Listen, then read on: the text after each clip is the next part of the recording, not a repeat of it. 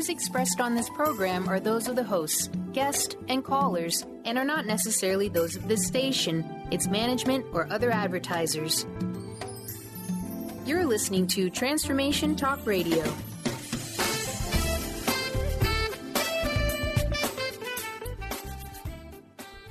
Hi, welcome. This is Dr. John DeMartini. This is one of the most amazing and inspiring shows that you can listen into. If you want to be on the edge of your seats, if you want to open up your heart, if you want to expand your mind, and you want to meet incredible people, stay tuned because you're just about to experience a transformative radio show that will change your life. And you're listening to the Dr. Pat Show that's coming up right next.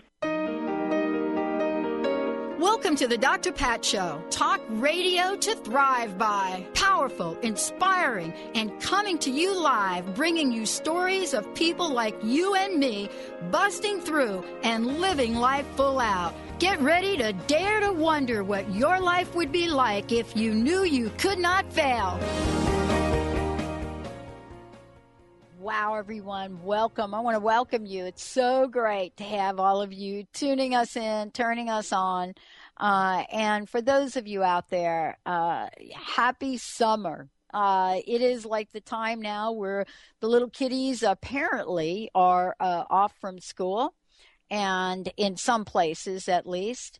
And so, you know, here we are being able to brighten up your day even a little bit more. And so today we get to do it through an incredible author and transformational, what I like to call angel, who has come now to the forefront to help all of us understand some of the things that we ponder. And what has she discovered in a fabulous book, Return of the Divine Sophia? This is going to be so good. But before we jump into that, let's say hello to Mr. Benny. Hello, Mr. B. What up, Pat? Happy Father's Day yesterday. Thank you very much. Appreciate it. Yeah, we had a great time. Just kind of spent a lot of time with the boys, did a lot of park action, and went down a little carnival down in Federal Way. Saw Wilson, the 12th pony, which if you haven't done that, he's very cool. And, yeah. Well, I don't know if you ever seen, he's a mini pony, but he's all decked out. And yeah, he's Wilson. He's the actual 12th man pony. So. Oh my gosh, that is so fun then. Pretty cool. Right? Good time. So good big time. Fun. Oh yeah, jam-packed. Yeah, jam-packed totally, right? Yep. I think we have more people visiting here, the Pacific Northwest, than I've seen in a really long time. I don't know why that is. Maybe it's just me, but I just think that places are like buzzing with people that decided, oh, I think we're going to visit Seattle. I think we're going to come out and take a look at that beautiful place. And, you know, I came in the summer when I came out here, and I came in one of those, what do they call it, Benny? An El Niño? La Nina or La El Nina. Nino, Yeah. if you're going to go masculine, one feminine. of them, too. Yeah. Right. Back in 1992, I came out for the summer, and it was the hottest, warmest, driest summer. And I was like, oh, I got to move here. And people were like, oh, but no, it rains. And I'm like, no. I think you just tell everybody that. Yeah, it's not that bad here. Everyone kind of puts the damper on. It's so gray, but I'm like, it's so luscious and green here compared to most places. So it is. I like that. And of course, this last weekend it was the big U.S. Open in Chambers Bay and all that. Now it's over, and so I think there was a lot of people here this last couple of weeks anyway. But this is a hot market up here. It's a hot one. This is hot. We're hot here. Yep. And by the way, for those of you out there, Seattle happens to be the 13th largest radio network in the country, city for radio in the country, 13th. Yeah, we hover between 10 and 15. Yep, 10 and 15. Yeah. I picked 13. Yeah, right in the middle. So it's kind of like in the middle, right? Yeah, we've ridden up to 11, 10, and then drop back down. It's just the way it works.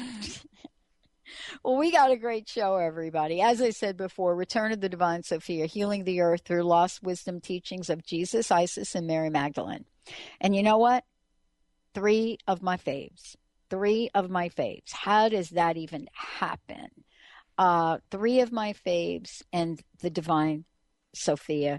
And so for those of you out there, Tricia McCannon is joining me here today, renowned clairvoyant, teacher, mystical symbologist, author of 2 books, Dialogues with the Angels and Jesus, The Explosive Story of the 30 Lost Years and Ancient Mystery Religions. And now we're here talking with her about Return of the Divine Sophia and how important is this message for all of us. I know many of you know who she is. I know you've been in front of her when she's been speaking around the globe. She's on television, has been on radio, Coast to Coast AM, you name it, she's been out there. Because, one of the things is that when you talk about being a renowned clairvoyant teacher, mystical symbologist, it is something that, one has to literally step up to, have to be called to the forefront. And then to talk about this incredible book. This book is so juicy for all of you out there. This is so juicy. I love it. Everything from the Dead Sea Scrolls to talking about the goddesses in the underworld. And that's not even a quarter of the message. There's so much in here. But what is this, the Divine Sophia? And how shall we talk about Mary Magdalene? Tricia, welcome to the show. It's great to have you here. Dr. Pat, what a pleasure to be with you and all of our wonderful listeners out there in Seattle and across the nation. So it's a pleasure to be invited. Thank you. Now, let's talk a little bit about, but let's stop for a minute and talk a little bit about the journey that brought you to write this book. Many people look and they say, oh, yeah, people write books. They write about this, they write about that. But I have to tell you, I've done over 13,000 interviews, and I will tell you that there is always a story, behind a book for those people that actually write their own books. And I want to hear from you. I mean, you're out in the world. What was it that called you forward to be able to, and this is my language now, to become a spokesperson for the return of the Divine Sophia? Gosh, what a great question. I think for all of us, there is a journey that we take through our life, and at the heart of that journey is the process of spiritual awakening. And some people awaken when they're children, and some people awaken when they're adults or after they've gotten married and had kids, and the kids have gone off to college, and then it's kind of like some whole aspect of them comes online that had been dormant or asleep until that point. And so in lots of ways, we're kind of like time release capsules.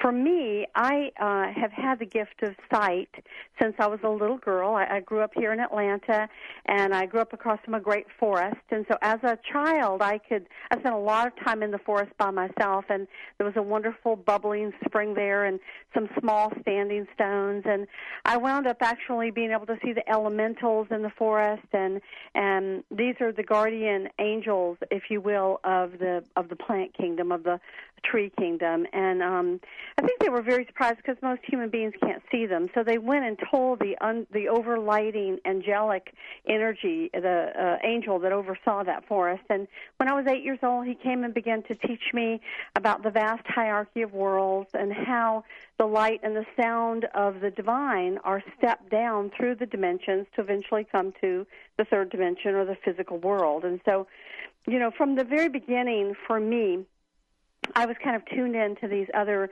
planes. And as you can imagine, growing up in the Deep South in a pretty traditional Christian family, my dad was Baptist, my mom was Methodist. We became Episcopalian. I was actually confirmed as Episcopalian when I was 13. I was surrounded by religion, but there were a lot of questions that I had that the traditional religions weren't answering. And I could tell that they were kind of following what I would call the letter of the law more than the spirit of the law. And so they weren't able to see these angelic beings that came as my teachers. They weren't able to see the masters that sometimes appeared. And I was very busy in the dream state and the inner planes, where one night I would be in the temples of golden wisdom in the higher levels being taught by these profound master beings. And then the next night I'd sort of be in the bowels of the lower astral plane. And, none of these sort of religious people seem to have any answers or any direct experiences. So as you can imagine, I did a lot of praying growing up that someone wiser than myself would show up to help me connect the dots. And I was very lucky. That happened when I was 19 years old. I was at school at Florida State University, and I had these masters appear called the Viragi masters.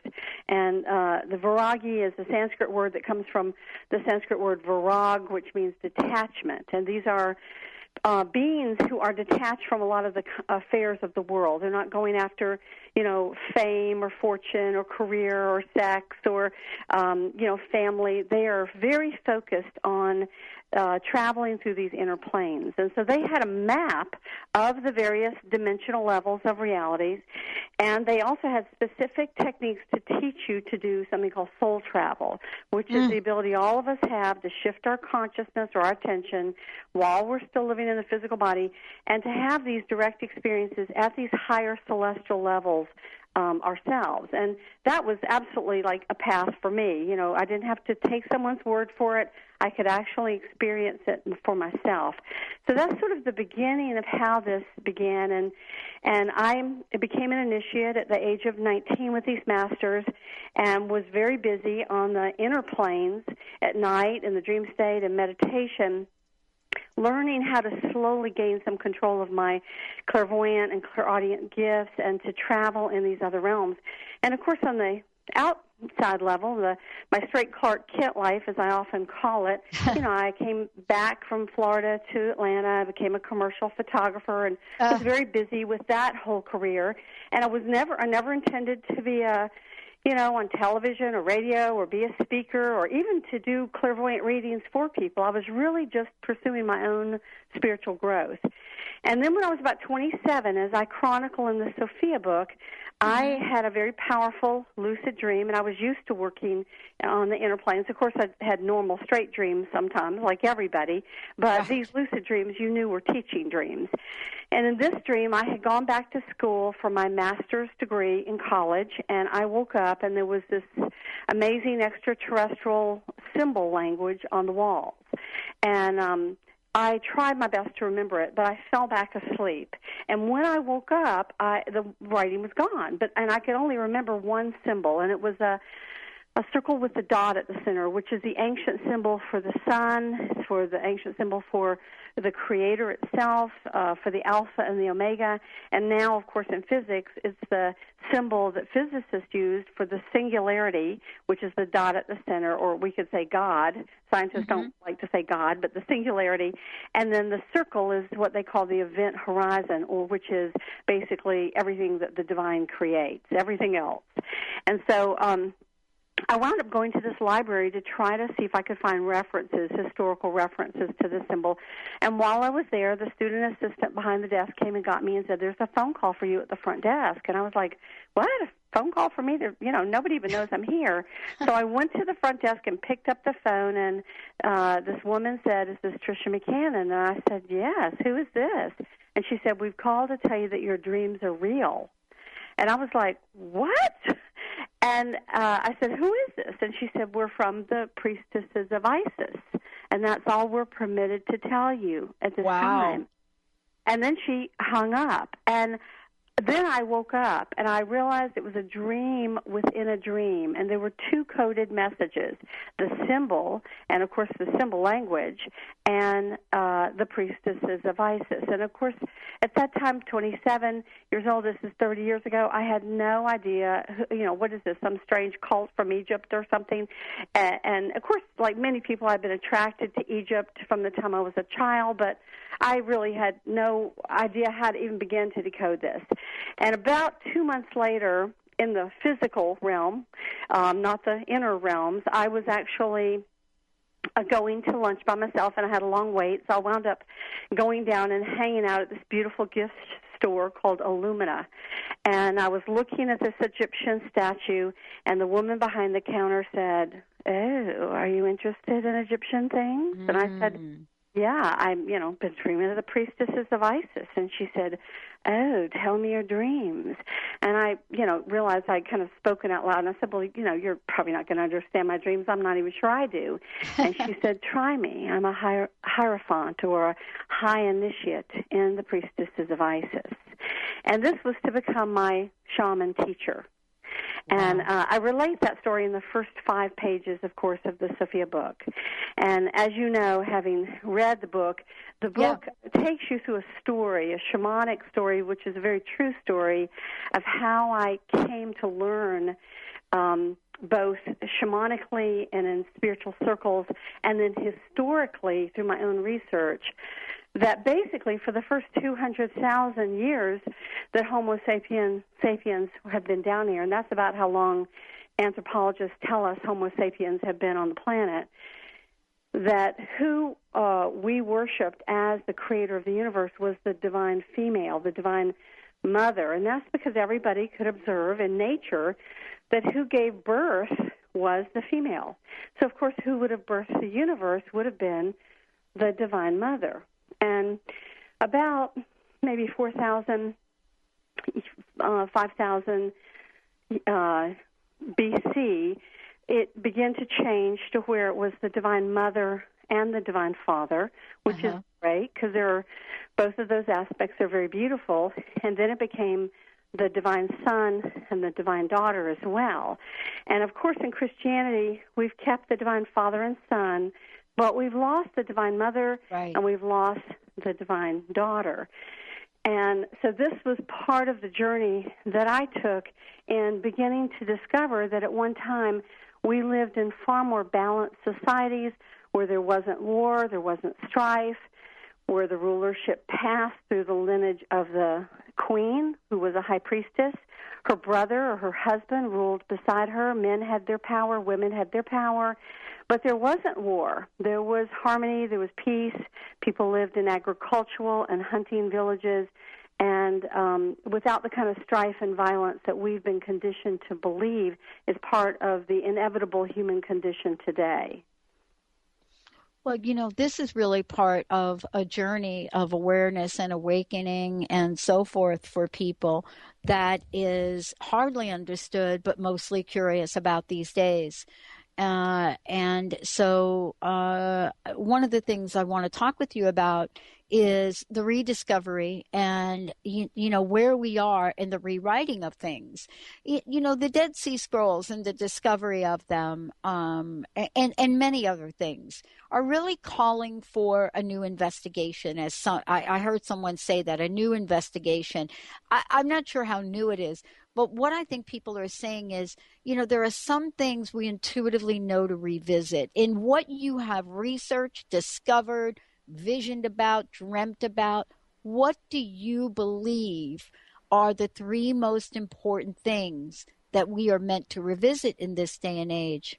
Well, definitely, I think the understanding of the cycles of time is one of them, because, there was such a stronghold of suppression of knowledge by the patriarchal religions. And we're talking about, in this case, medieval Christianity. And, of course, Christianity has become more enlightened, thank goodness, and now we sort of have a suppression of knowledge in a lot of the Muslim world, although for a while the Muslims were kind of pretty enlightened. And, in fact, one of the only reasons we have Plato is because during the darkest age of ignorance and book burning and so forth in Catholicism, the Muslims actually had universities where they were studying sacred geometry and mathematics and all that.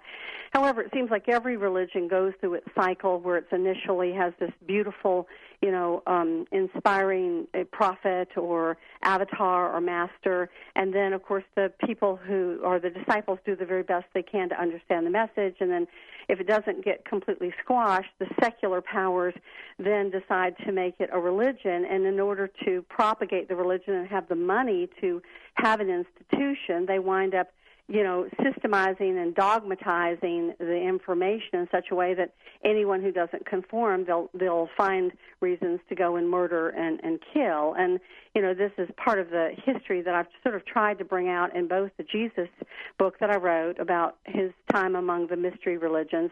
That's the book before the Sophia book, and also in the Sophia book. So I think one thing is understanding the cycles of time, and where we are in the cycles of time is that basically, like we have 12 signs of the zodiac, basically every 2,000 or 2,160 years, we shift from one age to another. And each age seems to have its strong points and its weak points. We've been in the age of Pisces, and Jesus, of course, that great, profound, and divine being, came to sort of bring the message of that age at the very beginning, which is the kingdom of heaven is within, love is the key, forgiveness is the key, and do unto others as you would have them do unto you, the golden rule. Of course, what did we do with it? That was the essential message of the avatar of peace at the beginning of the age of Pisces. Well, what happened, of course, was the age before it was the age of Aries, the age of the warrior. That's why we had the Roman Empire, we had Alexander the Great, we had, the Assyrians fighting the Sumerians, fighting the Hebrews, fighting the Egyptians. It was just, 2,000 years of war before Jesus came in. And we were still in the grip of that Roman Empire. So what happened is when the Roman Empire finally decided to legitimize Christianity, of course they used all their military might to suppress any competing understandings of Jesus' teachings and anything that they considered to be non-patriarchal. The Romans were patriarchal, the Jews were patriarchal. So what we wound up with in the age of Pisces, instead of the feminine-based, intuitive, mystical age that Jesus intended, was we had the leftovers for the dominating age of Aries taking control of his message, and we only got a portion of it. And consequently, we had about 50, literally the statistics, as you know from reading my book, are some 50 million people were murdered between what they call the heretic centuries and the witchcraft or Inquisition centuries.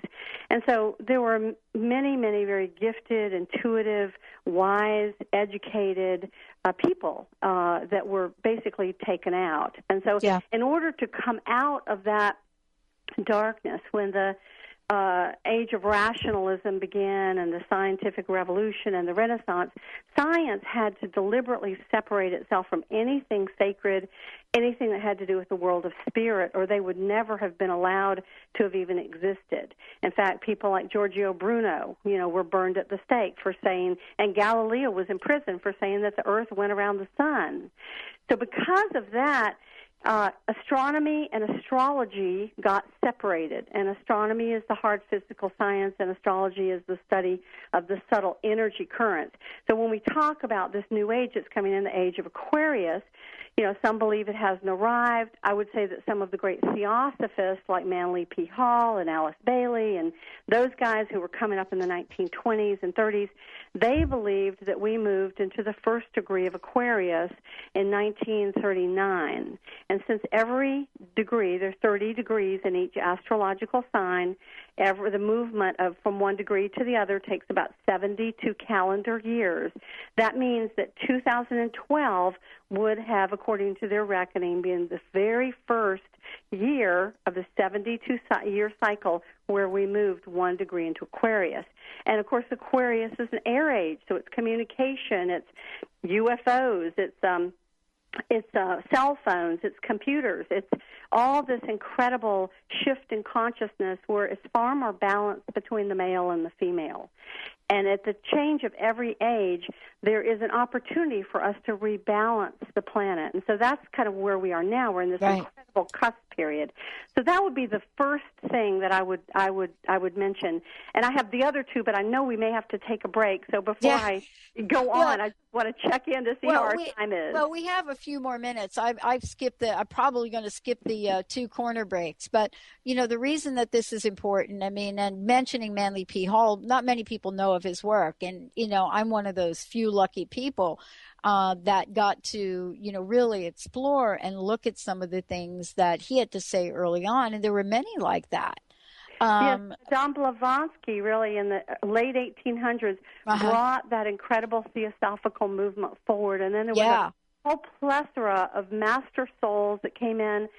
People like Alice Bailey was a mystical Christian. The Rosicrucian movement, which had started in the late 1400s, began to blossom. And Manly P. Hall was an incredible master. He was speaking about these things in his 20s, for heaven's sake. So definitely an initiate of the great mysteries, as I am. He kind of got there a little earlier than I did, though. I was kind of underground for so many decades. But so the second thing I would say would be this importance of the balance between the feminine and masculine. In the great spiritual mystery schools that went on for some 4,000 years before Jesus was born, and some 400 years after him, and that he was a master initiate of in many different chapters around the world, from the Essenes to the Therapeutae in Egypt to the Druids in England to his time in India and his time among the Buddhists, where he was acknowledged as the second Buddha that the first Buddha had predicted would come 500 years later. And the great spiritual mysteries were taught in 3 levels of initiation. The first was the divine feminine, the second was the divine masculine, and the third was the merger of the two, which allows mastery. So this tells us that if you only have the feminine or you only have the masculine, you can't come to mastery. So in Christianity, as I said, we've got the Father and we got the Son, but that's the second level. So we miss the foundational piece.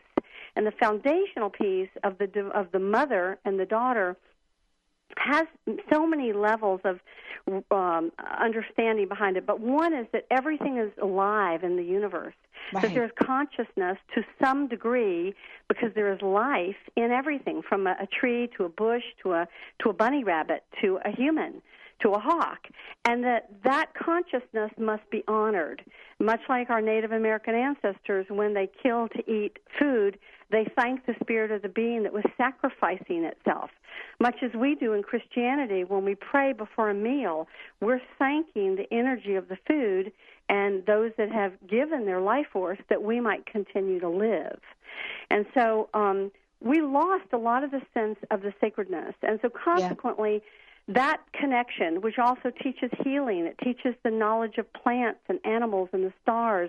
The first level of initiation has to do with beginning to befriend nature, not conquer nature. Very different nature energies. As your teacher. And so what we have when we look around at our patriarchal society is we have, crazy things like dumping nuclear waste in our ocean, which is literally the life of our planet, 70%. We have fracking, which is destroying the water table and creating huge sinkholes, and people are turning on their faucets and fire is coming out. We have we have oil spills. We've all heard of the one in BP oil spill, but there's one out in the Pacific where the breeding grounds of the whales and the dolphins are. Yeah. Have we heard about that? No, because the multimedia conglomerations control a lot of the media, and they really don't want to alarm the public. It took so long to close down the media around the BP oil spill, but we actually do have ways of working with nature through the electromagnetic energy field that's produced by the planet that Nikola Tesla discovered over 100 years ago. We have ways that are of creating energy that are non-toxic. They're not destroying the environment, and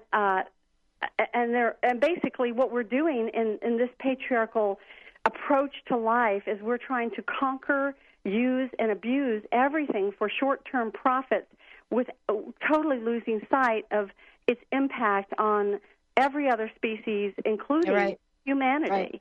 And don't you find it interesting, and let's talk about this when we come back, don't you find it interesting that the simplicity of living on Earth, even though enormous oppression and war, but the simplicity of living thousands of years ago, average ages ranged from 150 to 200 years, some people longer. And I find it interesting that, given where we are in terms of modern medicine right now, if you took that out of the equation, we would have reduced the average age of life. If you really want to think about something, this is really what happened to me this weekend reading your book. If you really want to think of life, we went from 200 years to about 48 on the planet. Modern medicine elongating our lifespan, but to what end? When we come back, we're going to be talking about the losts. What lost? The lost gospel, the lost writing and work of Jesus, the lost story of Mary Magdalene, and how ISIS brings it all together. Stay tuned. We'll be right back with the show.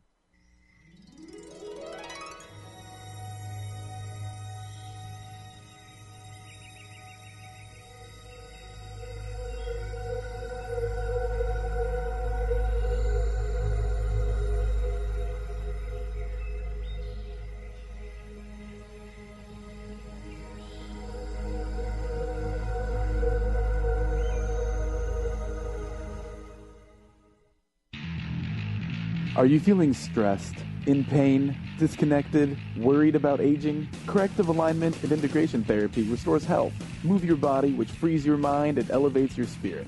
Bodywise Bodywork LLC provides the tools you need to create the change you've been waiting for. Start living a fully present and integrated life.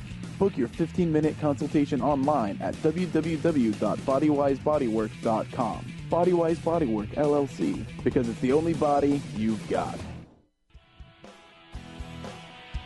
I'm Christine Upchurch, and this is a Stellar Reflections Minute. For centuries, spiritual traditions have talked about how humans have an energy field, or aura, surrounding them. Although skeptical scientists refuted this for decades, science is now beginning to catch up with spirituality. Scientists can actually measure light emanating from living beings, so they can measure the human aura, which in scientific terms is known as the biofield.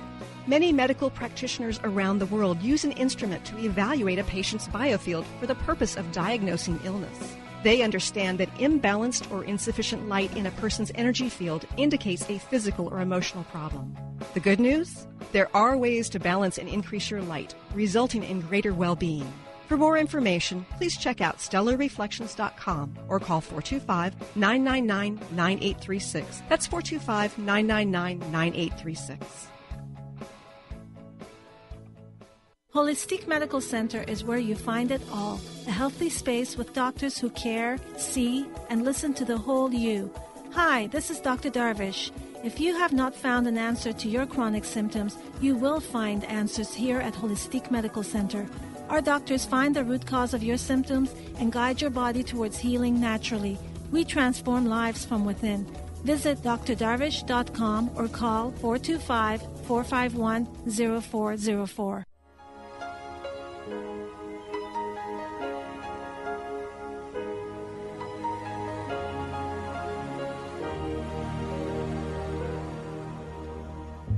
What about sunrise?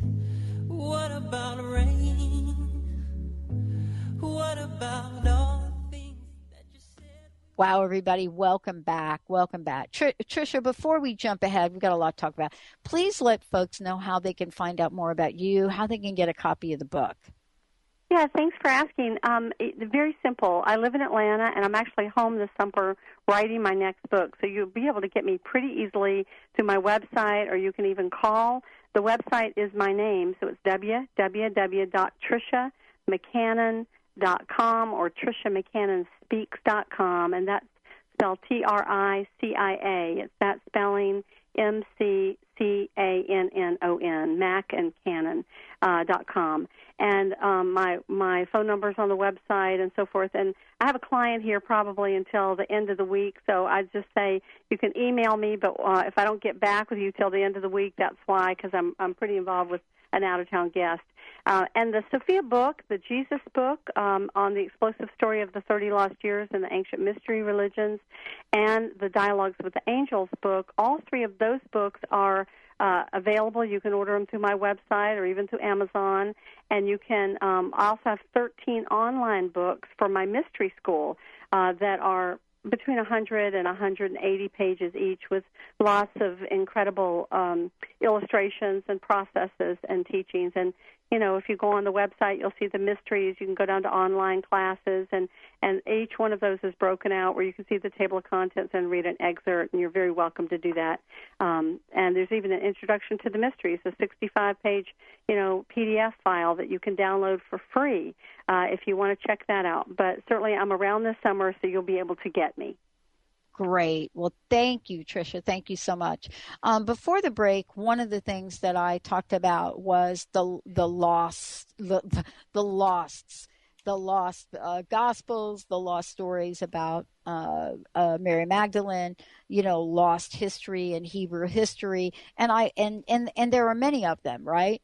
And so what I would love to do is I would love for you to talk about what you discovered in writing this book. Certainly Jesus in the Lost Gospel is something getting a lot of attention now, but there is much more. I would love for you to take us on that journey. Well, as you probably know from both of my books, I tend to be very historical in my writing, and the Sophia book has over 500 footnotes and about 75 pages of bibliography, appendixes, and back matter, and the Jesus book is 1,200 footnotes and 100 pages. So I've tried to really document everything because those of us raised in this Judeo-Christian culture, there are people who've gotten so disgusted with the church they just wanted to throw the baby out with the bathwater, and I can understand that because sometimes, that fundamentalism does get exhausting and very narrow and limiting. However, one of the things that happened for me, because my family was very traditional. My older sister's married to a preacher, and they are fundamentalists, and my gosh, believe me, they believe that all of us and most of the people probably listening to your radio show are going to hell because, it's kind of like it's only their version of Christianity that's allowed into heaven. And I've seen enormous amount of pain and suffering and judgment and division created in the name of Jesus and the name of the Prince of Peace who taught, judge not lest ye be judged. So it's, becomes very selective about what people want to actually, honor in their religious teachings. And so because of this, it's set me very much on a journey of trying to discover the truth. So all my life I've collected these deep, esoteric, hidden texts about Jesus, about his teachings, about Mary Magdalene. I never intended to do anything with them. I was just trying to answer the questions for myself to see how the mystery schools, how the masters, how the angels, how these profound experiences I had had fit together with my own spiritual roots. And so what actually happened with the Jesus book was I was writing another book actually about the mysteries, which is a book, the Sophia book. And although I didn't intend to put the things in that I wound up putting in about Jesus, and Jesus actually appeared in my office and asked me if I would write a book about his lost years and secret teachings. As he said, there's been enough war and bloodshed in my name. And to be honest with you, my response, I was so blown away by his presence because, of course, a being like that, it just opens the heart at such a profound level. It's really life-changing. But my response was, well, wait a minute, why me? I'm not a Bible-thumping Christian. I'm all about the mysteries. And he said, exactly, because he was all about the mysteries. In fact, in the New Testament, it says some 22 times in the New Testament that the Lord taught everything in a mystery, or the word mysteria or mysteries is used in connection with his teachings. And so, it was a very serious commitment. When I wrote the Jesus book, it was 3 years. I was in the cave writing this book, not really going out and speaking much at all. Very initiating, very transformative for me as I began to discover the presence of these 4 Kumaras, these 4 reincarnating sons of God, as they're known in the Vedas, that come periodically to Earth, and they've come in different forms as probably Rama and Krishna, as Horus, as Osiris, as Thoth, as these great masters of teachings, and certainly as Yeshua or Issa or Jesus, depending on, what we want to call him. So this process of discovery, when I finished that book, I had to pull 200 pages out about his secret teachings, which I found to be incredibly profound because they cover things like we can connect directly to God. We don't need a priest or a rabbi to do it. And in his day and age, that one alone was enough to get him killed because the Sadducees and the Pharisees were so committed to being the intermediaries between the people and Yahweh. And so consequently, that's a very big thing, that the kingdom of heaven lies within us. We can make a direct connection with the source ourselves, and that we don't have to have someone else to tell us.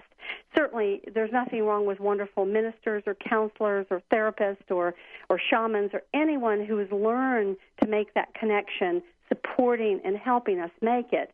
But really, we all have that divine spark within us. So that was a very important piece. The second one was reincarnation. Jesus talks openly about the fact that the soul is immortal and that we come to earth to perfect ourselves and to learn the lessons.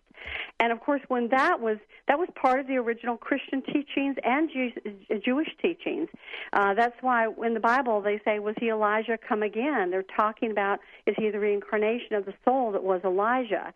And there's still some other indications in the Bible, like when Jesus heals a man that's been blind since birth, and they say, Lord, was this because of his sins or the sins of his parents? Well, if he was born blind at birth, it would have had to be a past karmic,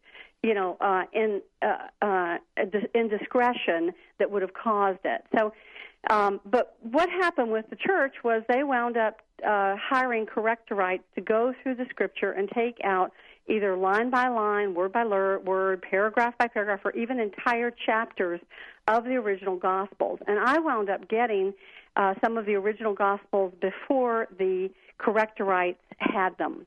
And this is because these manuscripts had been saved in their entirety in places like the Hemis Monastery in Tibet and other places where the records had been kept.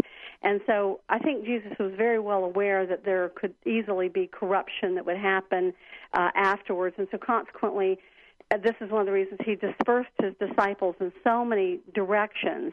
And so I've had those records, and of course I document all of that in my books.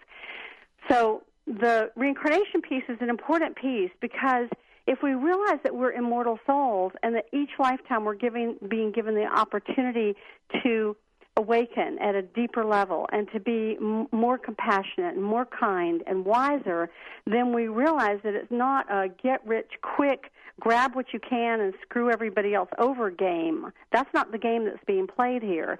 The game that's being played has to do with awakening to the divinity within ourselves and every other creature and treating them with compassion and love as part of ourselves. So that's a whole nother perspective. Yeah. Yeah. Well, what do you think and I know that many people know a bit about the Dead Sea Scrolls, but not much. I mean, we're almost acting as if they were just discovered 2 days ago, but they were not. The Nag Hammadi texts were discovered in 1945 and the Dead Sea Scrolls in 1947. And as you know, there was a pontifical commission that was set to oversee their translation. And so for about 50 years, we didn't hear anything. And that is because the team of translators discovered that they were that the perspective that was being taught in the original teachings was so much more profound or wiser or less dogmatic or different from what we have been told it was in traditional Christianity. And so I'm sure they were just absolutely, some of them were probably stunned. Probably some of them were like, let's take the news out. Others were like, oh, my God, the church will fall and people will realize they've been lied to for, 1,500 years or whatever. And so, of course, there was a lot of suppression. And eventually there was a woman an older woman who had helped to fund some of this. And she managed to get microfilm of all of the translations and released it to the Huntington Library where scholars from all over the world could begin the translations. And then, of course, we had Michael Eisenman's books about the Dead Sea Scrolls revealed that came out, I think, around 1975, and the wonderful Elaine Padgell's book, The Gnostic Gospels. And since then, there's been some amazing stuff.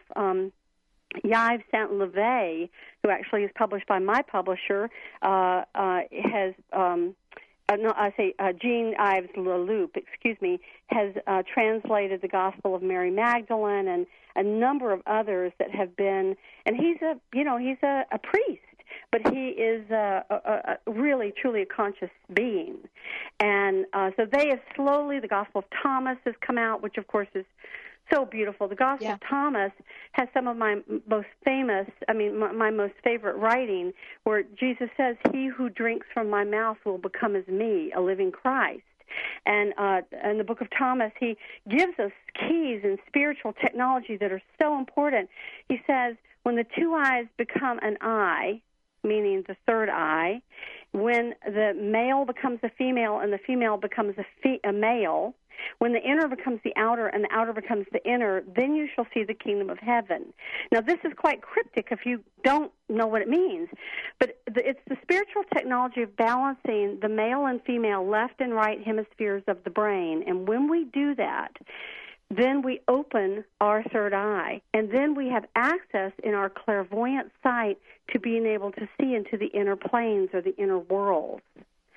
the inner becomes the outer becomes the inner. When you realize that there is a divine spark within everything around us, even though we're pretty much, oblivious most of the time, and that divine spark is the same divine spark that lies within us. Yeah. So this is, the Gospel of Thomas is great. The Gospel of Philip is the one that talks about how Jesus used to kiss Mary Magdalene on the mouth and uses the word something like chrononos. It's I actually have it in my book that literally meant wife, fiance, or companion. And so now we know that there was a deeper relationship. Right. Well, these are really the controversies, or let's just not call them that. Let's call them the differences that are being revealed. And, the differences that are being revealed so that people can formulate, their point of view. And part of this is really interesting in the way that it's showing up in our world and in our culture. I think that, and I've mentioned this before, somebody asked me what I thought the shocker of 2015 was. Is there anything that I thought was a shocker? Well, there are many things, right? We could talk about the devastation, natural disasters. But I thought about something interesting, and that is knowing the culture in Ireland and having that part of my own heritage and watching Ireland adopt same-sex marriages. And that is a shocker. Goodness gracious. Well, maybe not for some people, but it was. It was such a shocker. It shocked the Pope. Yeah, well, Ireland, of course, has been traditionally Catholic for many, many centuries, and I'm sure there are a lot of wonderful people there. McCannon, I'm also Scots-Irish English, so and I love that whole area of the world. Right. But that is a shocker, and I think it's again an indication of the changing times that we spoke about, and this rebalancing between the male and the female. And when we start looking at how that patriarchal heavy-handedness has played out. I'm a hypnotherapist and I'm a healer in many, many forms of healing. And I remember about a year ago I took a class as a hypnotherapist on helping people that had gone through sexual abuse. And the statistics that were given in the class from 1985, now that's 25 years ago, and this is the reported cases, is that 1 out of every 3 girls and 1 out of every 7 boys is sexually molested as a child by usually their father, their uncle, their brother, or some other male person, could have been the visiting babysitter. And, of course, this is a huge problem because the sexual abuse affects the second chakra, which deals with self-worth, self-identity. It deals with our healthy sexuality, our healthy boundary issues. And, of course, you see the distortion that has occurred in our world around something that should be the most beautiful form of love and sharing, which is sacred sexuality, where you can really, shoot off into the cosmos and connect in the heart level and the third eye level. It's been turned into, this rabid industry of pornography and addiction and, S&M and I mean, it's just, the dark has done such a strange distortion through the shame, really. They created, when they made up these stories, this goes back to the priest of Yahweh, they got the story when they left Babylon. They got the flood story. They didn't have that one before, and they changed the name of the Sumerian hero to Noah, and then they got the creation story. Well, they totally changed the creation story because in the original creation story from Babylon that came from Sumeria, the gods, plural, the Elohim, genetically modified the probably Cro-Magnon man down here and created Homo sapien, and they created men and women together as equals. Well, of course, the story we were given is, God, singular, created man and then pulled Eve from his rib. So women were born to be subservient. And then poor Eve ate that darn apple. Never mind that Adam ate it too. And so consequently, women should be punished, be in pain, suffer, and be, men's footstools for the rest of eternity because she ate the apple, and after all, he was created first. Well, this is crazy because if you look at the biological science, what we've discovered is all mammals are created biologically female first. The existence of the male is because the release of an additional androgen that allows that XY chromosome to happen. And I mean, personally, I'm thrilled that there are men out there. It'd be a boring world without them. We love our men. You know, they're great. There are lots of wonderful men. But this lie that we've been fed that one sex is superior to the other is absolutely a huge distortion. And these cosmological and theological distortions have created terrible distortions within our society, within our cultures, and they're literally impacting children and then the lives of those individuals throughout their entire arc of their existence for decades and decades as they try to untangle the threads that have been so maligned. Yeah. You know, this is for many people tuning in. Tricia McCannon joining me here today. Return of the Divine Sophia, Healing the Earth Through Lost Wisdom Teachings of Jesus, Isis, and Mary Magdalene. And as we talked about earlier, Tricia, I mean, the hour just zips by because there's so much to talk about. Well, I would be happy to come and do another show with you. I would love for you to do that. And, you have great ideas, too, Pat. I love the things you've had to say. Well, it's interesting because, some things we never forget. I remember being in a class, a catechism class when I was very, very young with my friend Pasquale. And I remember Pasquale asked the sister a question as we were going through the Old Testament. And I'll never forget this. As we're going through it, I remember Pasquale raised her hand and asked the question, I don't understand where all the other people came from. And remember Adam and Eve and Cain and Abel? And Abel. Who did they have lives? Who did they have sex with? Right. And that was what Pasquale asked. She actually didn't ask that question, but didn't understand where all the people came from. And I never forgot that question. And I have to tell you, Pasquale was hauled out of that class. Oh, my God. So fast. I hear this story so many times with people. And it's not just Catholics. I don't want to pick on the Catholics because actually Catholic Church originally I've been to the Vatican. The Vatican is beautiful, and they have preservations from Egypt and Greece, and they have big astrological, paintings on their walls. So at one time, the Christian Church had these beautiful mysteries, and they certainly have encoded them in their symbolism. And there are so many millions of wonderful people in Christianity today. So, but you're absolutely right. We have all been taught through fear and punishment, shame, guilt, and blame to shut up and not ask the question.